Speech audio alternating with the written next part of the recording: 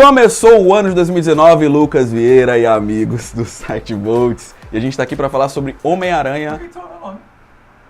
Porque tu tá aqui. Ah, tá. Acabou de interromper meu nome. Vai.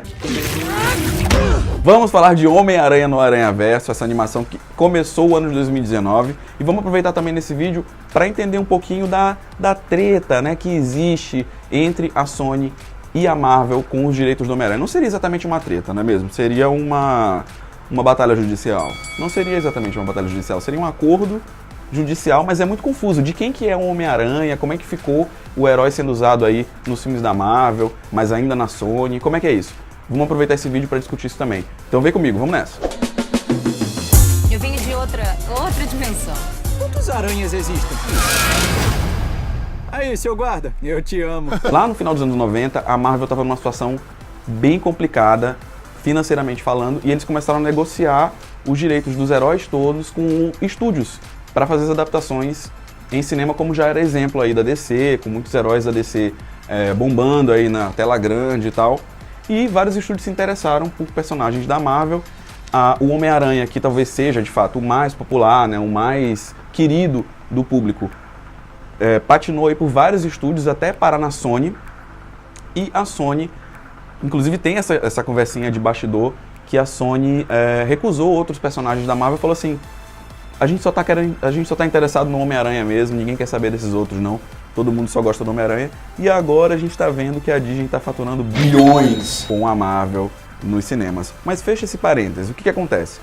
Lá em 2002, a gente testemunhou a ascensão do Homem-Aranha nos cinemas com o filme do Sam Raimi, com o Tobey Maguire fazendo Peter Parker, que foi um fenômeno cultural, assim, absurdo, né? Faturou aí quase 1 bilhão nas bilheterias do mundo todo. Foi um grande fenômeno e levou o Homem-Aranha nesse status, assim, gigantesco de herói muito, muito querido, que já era nos quadrinhos.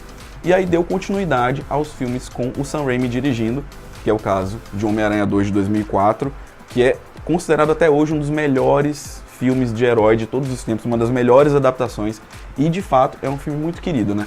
As cenas lá do Homem-Aranha parando o trem, todos os momentos especiais com a Mary Jane, quer dizer, ele é um filme que conseguiu ser super divertido, uma história muito bem contada, muito bem amarrada, as cenas de ação muito bem coreografadas, os vilões muito bem destacados, enfim, um grande sucesso.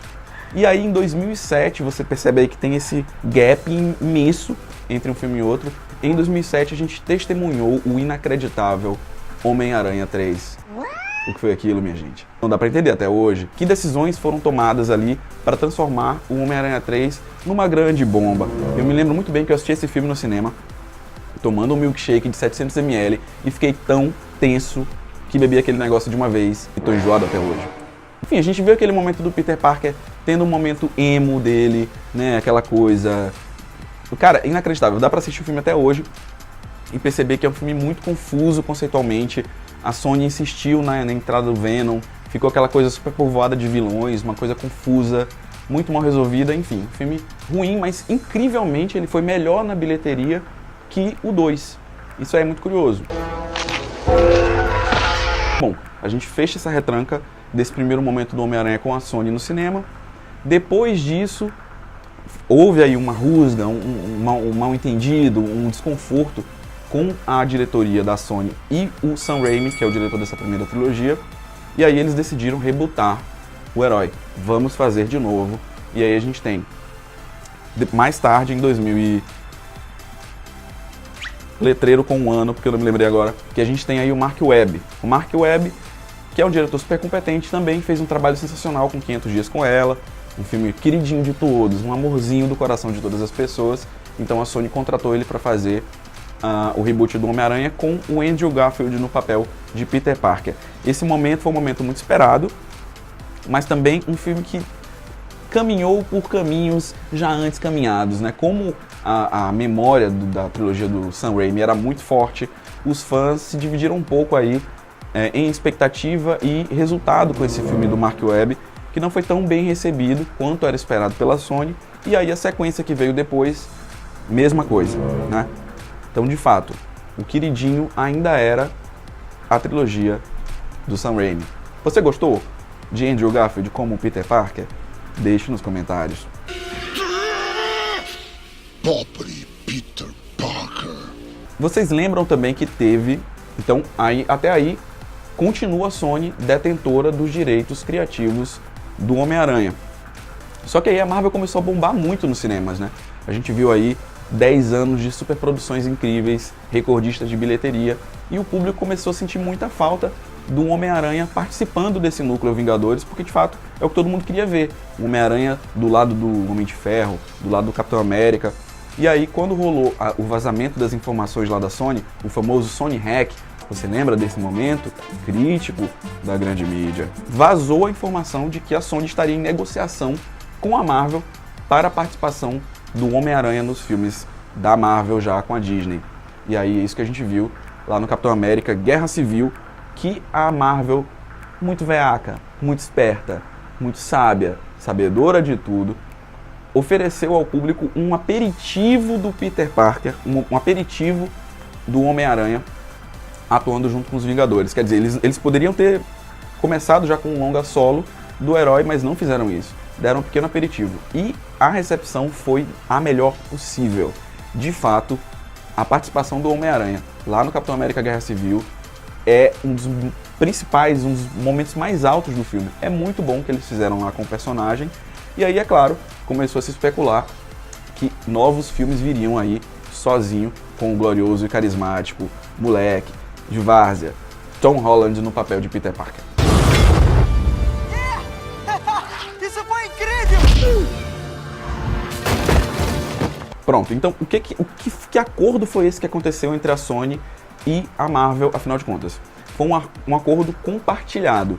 O herói continua pertencendo à Sony. E tem uma coisa muito bizarra, porque assim, eles têm um prazo de uso do personagem, né? Eles não podem simplesmente deixar o Homem-Aranha na geladeira e esquecer dele lá. Por isso que aconteceu o reboot com Andrew Garfield, porque a Sony ela precisa executar. Contratualmente, ela precisa executar, ela precisa fazer o herói acontecer nos cinemas. Por isso que aconteceu também com o caso do Demolidor, né? Que ele era da Fox, e aí perdeu-se, porque eles deixaram o herói muito tempo na geladeira. Eles precisavam executar. Então agora ele está na Netflix, não é isso? Essas coisas que acontecem. Então a Sony sabe que o Homem-Aranha é um personagem muito poderoso, que atrai muito público, muita bilheteria. Então eles jamais poderiam deixar o teioso ao léu. É por isso que está acontecendo isso.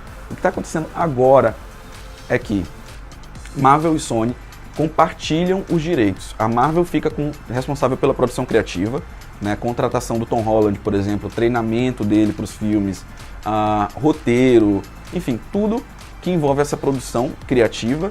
Só que a Sony tem o poder do canetão de aprovar essas ideias, né? O toque final é, de fato, da Sony, que é a detentora do personagem.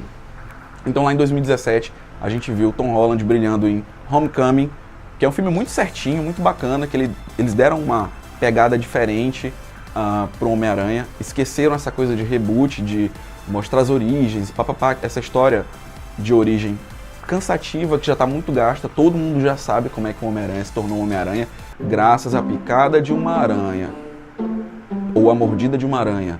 Ela morde ou pica, não sabemos. Belisca, o belisco de uma aranha radioativa levou Peter Parker a esse status de super-herói. Então, o que a Marvel está fazendo agora? Eles estão trabalhando uma evolução do personagem, né? Inclusive tem uma comparação com o próprio Harry Potter, porque tem magia, porque não, nada disso. É só a evolução dos filmes durante os anos. A gente, quando acompanha o Harry Potter, a gente vai vendo a evolução dele na escola, ano a ano, ele crescendo, se entendendo enquanto herói, entendendo a responsabilidade que os poderes, né, aquela coisa toda lá, que os poderes trazem, enfim. Então mais ou menos isso que eles estão fazendo. No De Volta ao Lar, a gente viu todo aquele começo, a inocência, né, a responsabilidade de ser Homem-Aranha, e agora, na sequência, longe de casa, a gente vai ver mais dessa evolução. É isso. E as participações pontuais do Homem-Aranha nos filmes dos Vingadores, que agora a gente vai conhecer esse desfecho com Vingadores Ultimato. Pirralho!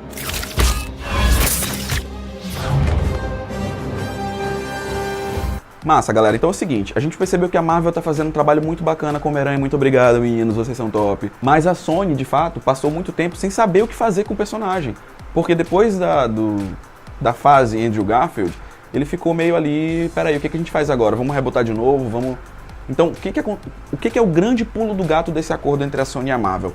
Eles se beneficiam mutuamente, porque como a Marvel, a Disney, detém os direitos de marketing, venda de produtos, bonecos, enfim, todos os derivados em cima do Homem-Aranha, isso é muito benéfico para eles porque eles precisam fazer que o personagem funcione nos cinemas e agrade ao público, que é o que a Sony não estava conseguindo fazer, beleza? E a Sony também se beneficia disso, porque como o personagem é deles, eles precisam que o Homem-Aranha funcione bem também nos cinemas. Então, é uma via de mão dupla para esses dois grandes monstros do entretenimento.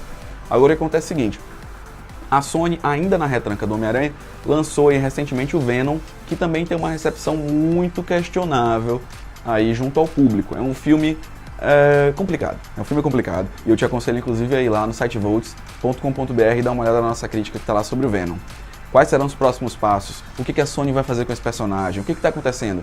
Aí é que entra Homem-Aranha no Aranhaverso, que é essa animação que estreou agora, começando 2019 com o pé direitaço, e vamos falar sobre ele. Num próximo vídeo, galera. É isso aí. Muito obrigado. Continue assistindo. E deve estar linkado aqui em algum lugar, aqui, ó. Esse segundo vídeo que a gente fala só sobre o Homem-Aranha no Aranhaverso. Muito obrigado. Não se esqueça jamais de deixar o seu like aí, o seu gostei. E se inscrever no nosso canal para muito conteúdo. Beijos!